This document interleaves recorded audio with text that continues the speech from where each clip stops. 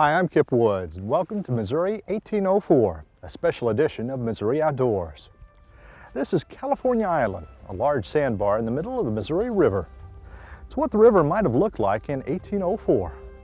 Today we're going to explore Missouri, not as it is, but as it was 200 years ago, when rivers ran free and teemed with fish. Deer, bear, and elk roamed the forests and the prairies. And the hand of man, so dominant today, was barely evident. It's the Missouri of Lewis and Clark.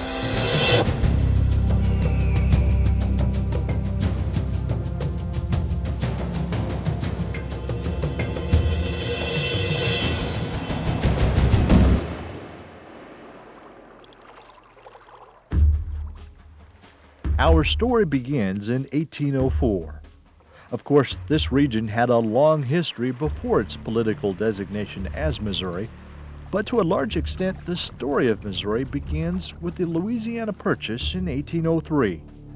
And like any great story, it begins with a remarkable adventure. In 1804, Meriwether Lewis was 29 years old. He had been serving as President Thomas Jefferson's personal secretary in the White House. Jefferson saw in Lewis the instrument to archive one of his long-standing goals, the exploration of the western half of the continent via the Missouri River. Lewis contacted an old friend, William Clark, and together they selected the men that would form what they came to call the Corps of Discovery. Together, they would explore the Great Plains, the Rocky Mountains, and be the first Americans to travel to the Pacific Ocean by land. It was the adventure of a lifetime, and the Missouri River was at the heart of their journey.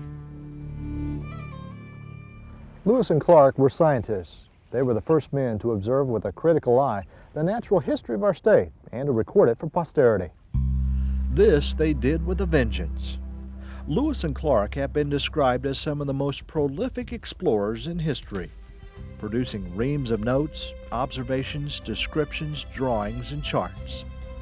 What they left behind, while it cannot give us a complete portrait of Missouri before it was touched by the hand of man, does provide a glimpse of the natural world, a remarkable paradise of fish and wildlife. So come along as we follow in Lewis and Clark's footsteps and explore Missouri 1804.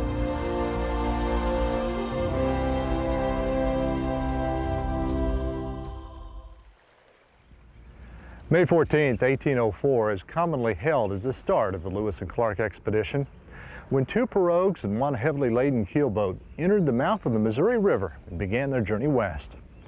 But the journey actually began the previous fall, with a trip down the Ohio and up the Mississippi to the expedition's winter quarters at Wood River on the east bank of the Mississippi opposite the mouth of the Missouri. On their journey up the Mississippi, they came to a rock formation north of Cape Girardeau. Lewis made notes of the formation, known today as Tower Rock, and the dangerous currents that surround the island. Today, Tower Rock is preserved as a National Historic Landmark.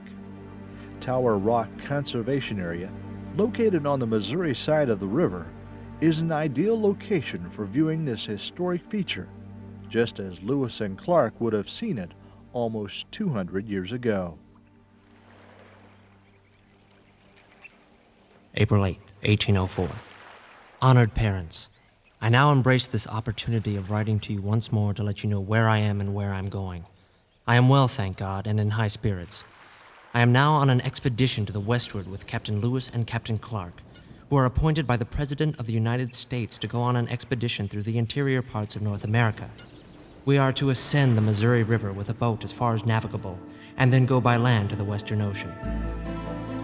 Sergeant John Ordway was just over there on the east bank of the Mississippi River when he wrote those words. What did he and other members of the expedition feel as they looked up into the mouth of the Missouri River and into the unknown? Apprehension, excitement, fear. Whatever they were experiencing, the expedition sailed, poled, and paddled their way into the Missouri and their part in history on May 14, 1804. They passed by here where the Missouri and Mississippi meet. Today, this area is part of Columbia Bottom Conservation Area. While the river was a serious undertaking in 1804, River recreation is sure to be a large part of the river's future. Let's join two young adventurers as they explore the Missouri a new way. I get the yellow boat. You can have the small one. Thanks. I've got more stuff anyway. Okay, the first thing you need to know is that I don't have a lot of experience in a kayak. Neither does my friend Jess. I've been in a kayak and I've been on the Missouri. It's just that I've never been in a kayak on the Missouri River. So we should get just what we bargained for, an incredible adventure. Jess, I brought the camera. Oh, good. It's just like the one I've been using to film that Survivor video, so we can make our own all week. Hi, Mom.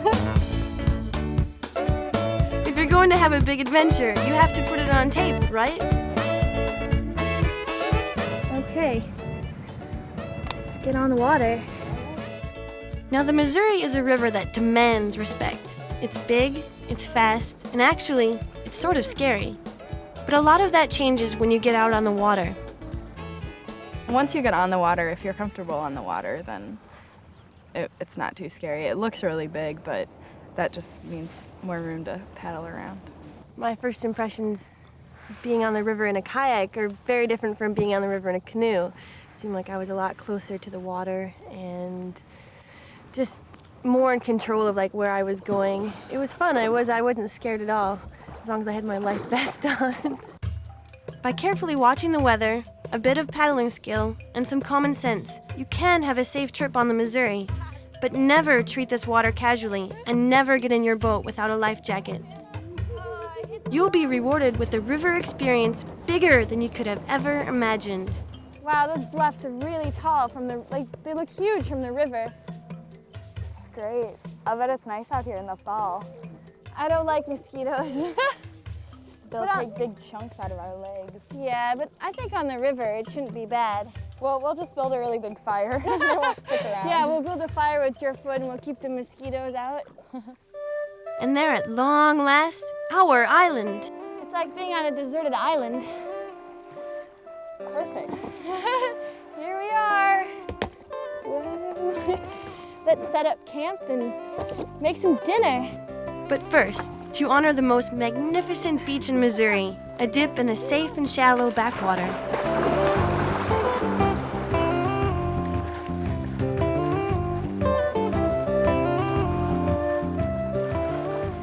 The sandbars are actually quite impressive. It's like 2-3 football fields. Just sand and not a lot of rocks and no creepy crawly things. Yeah, the sandbars are really cool.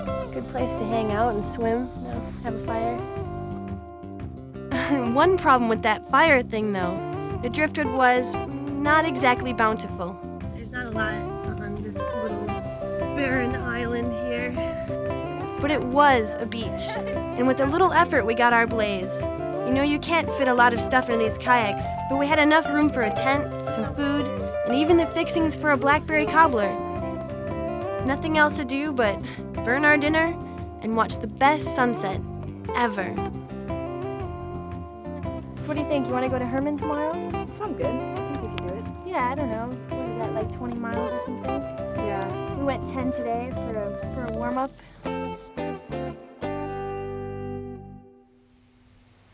Jess stayed in the tent. I elected to sleep under the stars. That thing about the bugs not being bad on the river, we were wrong. They were vicious. I slept okay. There was a lot of mosquitoes. Go away. Oh, come on. Isn't this fun? Morning was, well, morning. But it was worth it to have this magnificent island, this magnificent river, all to ourselves. Of course, there was the weather. Oh, thunder. I think we're gonna get rained on. The threat of rain got us up and going. And even if the weather forces us to take out, I know I'll be back. Missouri's most majestic river is right in our own backyard.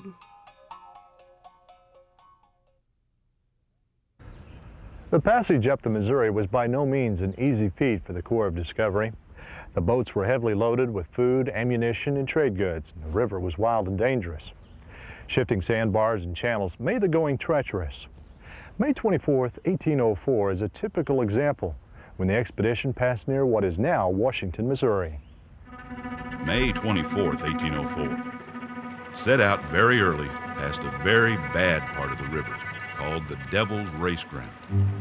This is where the current sets against some projecting rocks. The swiftness of the current wheeled the boat, broke our tow rope, and was nearly oversetting the boat. All hands jumped out on the upper side and bore on that side. We camped about a mile above where we were so nearly lost. Hard water. This place the worst I've ever saw. I call it the retrograde bend. Today, the character of the river has changed. This is not the river of Lewis and Clark. In 1804, the river was braided with side channels and shallow sloughs. It may have been a paradise for fish and wildlife, but it was a nightmare to navigate. Steamboat pilots on the Missouri were said to have made up to 4 times the wage of Mississippi rivermen. For a steamboat man in the 1800s, the Missouri was the wildest river on the continent. Today, the river is different. Hemmed in by rock on both sides, the river is narrower, faster, and straighter. The sloughs, backwaters, and sandbars are gone. How did this monumental change in the river happen? And who decides the future for this unique natural resource? Ultimately, decisions concerning the Missouri River are made by the United States Congress, and they entrusted the care of the Missouri River with the United States Army Corps of Engineers. Mike Chapman is an operations engineer with the Corps. Our main project is the Missouri River Bank Stabilization and Navigation Project. The first mission we have out here is bank stabilization, and that is to fix the river in one location. The second mission we have is to provide a 9 by 300 foot navigation channel from St. Louis to Sioux City, Iowa, which for 738 river miles. The Bank Stabilization and Navigation Project was a huge undertaking, pitting the works of man against the awesome power of the river. The Missouri River Navigation Channel, a true engineering marvel, came into being. A gently curving water highway, 738 miles in length. And as a highway, it is very efficient. Barge navigation works really well for your bulk commodities, and so these would be commodities such as bulk fertilizers, grain, asphalt, and you can in one trip take 12,000 tons, up to 800 miles, and it's a very efficient way to ship bulk commodities. In the 1970s, the Corps' job on the Missouri became more complex. Congress passed the Rare and Endangered Species Act. Wildlife needed a natural river. Barges needed the channel. What happens when federal laws enacted by Congress appear to conflict? Hey Tom, how you doing? Good, how you been? Great. How things going in the world of the Big Muddy Refuge? Norm Stuckey is the Fisheries Division Administrator of the Missouri Department of Conservation. Tom Bell is the supervisor of the Big Muddy Fish and Wildlife Refuge, a United States Fish and Wildlife Service area along the Missouri River. Both men are concerned with the fate of several endangered species found along the Missouri. Of course, Tom, the thing that makes this work that you're doing so exciting is the fact that just recently you discovered some young of the year federally endangered pallid sturgeon in this chute. We don't know that they were hatched there or even real close, because sometimes they will drift for 5, 6, 7 days. But what's, I think, very significant is they found good nursery habitat and keyed in on it right away. The pallid sturgeon and other endangered species, dependent on a natural river such as the Least Turn, have brought into focus the conflicting mandates imposed by Congress. This debate has become more vocal with a proposal by the Fish and Wildlife Service to change the status quo on the river. Though most of the water on the lower Missouri is delivered by tributaries, at least 30% is controlled by dams upstream. The Fish and Wildlife Service contends that by altering the flow from these dams, more water in the spring and less water in the summer would mimic the natural flow of the river and vastly improve wildlife habitat. The possibility of higher flows concern many individuals with the specter of flooding. Lower levels could disrupt barge navigation on the river. To be honest, not any one interest is going to get all that they would like to have. What we in the Department of Conservation believe is possible is targeting a flow of 41,000 cubic feet per second at Kansas City. Now, that flow is sufficient to provide depth for full service navigation from Kansas City to the mouth. But that flow would still be low enough that it would provide some critically needed nursery and rearing habitat. The conflicting demands on the Missouri make Corps Engineer Mike Chapman's job more difficult, but ultimately more rewarding. I wasn't around 30 years ago, but at that time you had one mission, and that was to come out, stabilize the river, to create a navigation project. Today, how can we make this a little more friendly to the environment and to the people that use the river? The will of the people is not always clear. What's right for the river means different things to different people. But by continuing to work together, government agencies are ensuring the benefits of this magnificent natural resource will be available to future generations.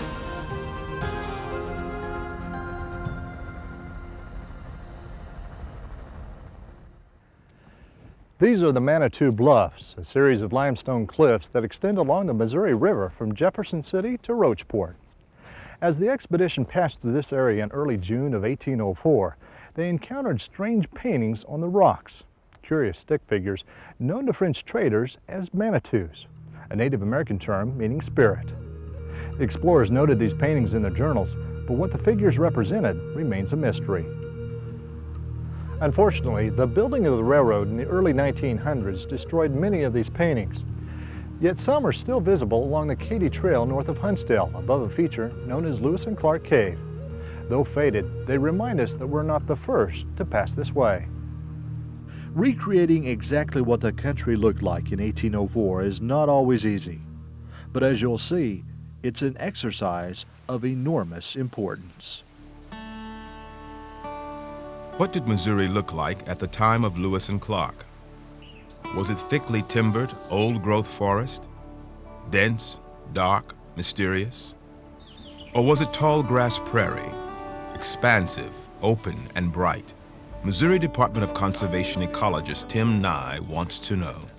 You can kind of see that point. Is it below that point up there? Yes, and a little bit to the right, I believe. Nye, with Department Wildlife Biologist Tim James, is on the Eagle Bluffs Conservation Area near Columbia, trying to track down a landmark known to the Lewis and Clark expedition as Split Rock. Past a place of projecting rock called the Hole through the rock, where there's a round cave through the point of rock. Looks like the spot to go up here, huh? Yeah, this is it. Let's go up the hill here. Nye is researching the historic vegetation in Missouri, what the landscape looked like before Lewis and Clark. It's an inquiry that's part exploration, part detective work, and it's a vitally important tool in today's land management. I think one of the major responsibilities of the Department of Conservation is to conserve the native plants and animals of our state. So when we start talking about native ecosystems, the landscape is so altered today that taking a look back at the historical ecosystems helps us understand kind of what we had at that level. So this is an interesting plant community up here. Yeah, really grassy. Yeah, glade savanna complex. Right. And this is Split Rock. There it is. Huh. Pretty neat. It sure is, kind of like a swallow hole. I'm really interested in what the overall vegetation looked like at the time they came through here. And the journal's really good about pointing out really outstanding geologic features like this split rock, and they give us kind of a general view of the landscape, but I'd sure like to have a better, more clear, detailed picture of what it was like both in the hills and out there on the river bottom.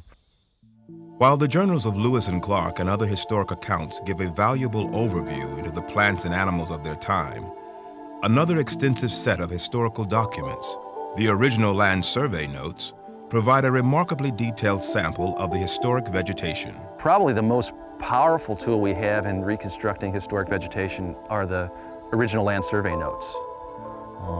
Between 1815 and 1850, Missouri was surveyed into basically a grid of square miles.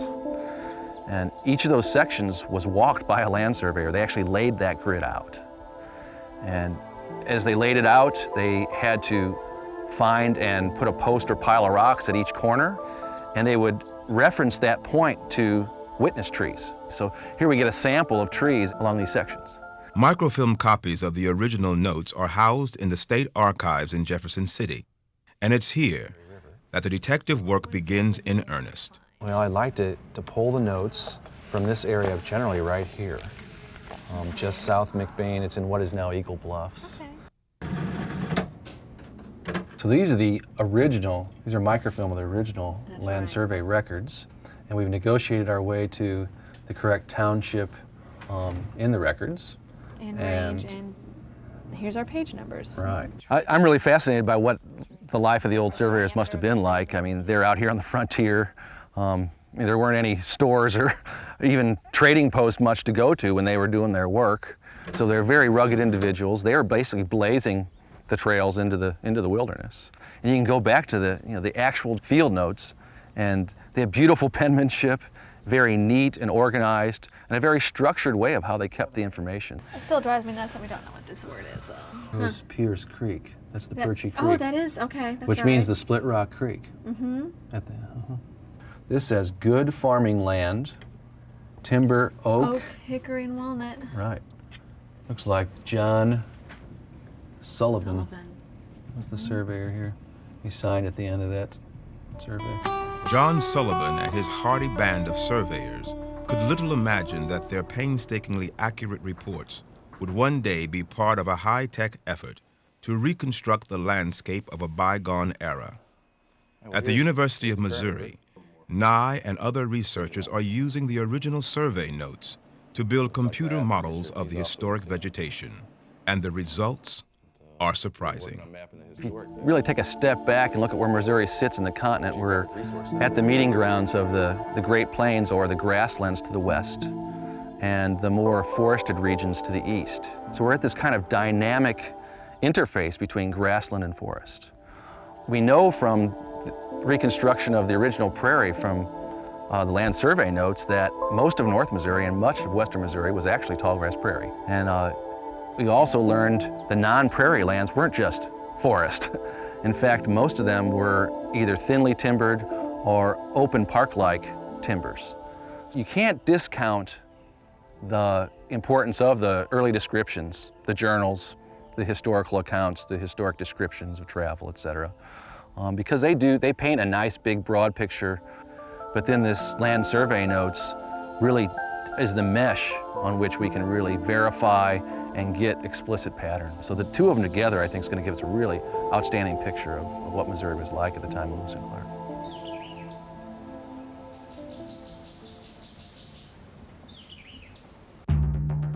Deer were a staple for the Corps of Discovery and quite plentiful. On its westbound journey through Missouri, the expedition reported taking an astonishing 48 deer, before, as Clark notes on July 2nd, 1804, deer sign has become so common it is hardly necessary to mention them.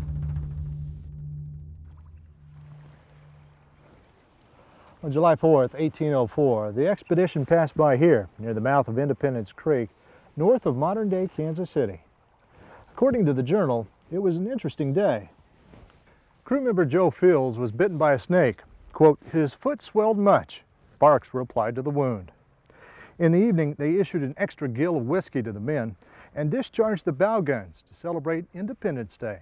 The United States of America was only 28 years old. It was here that Clark wrote a description about the country they were passing through. From Clark's point of view, Missouri in 1804 sounds a lot like paradise.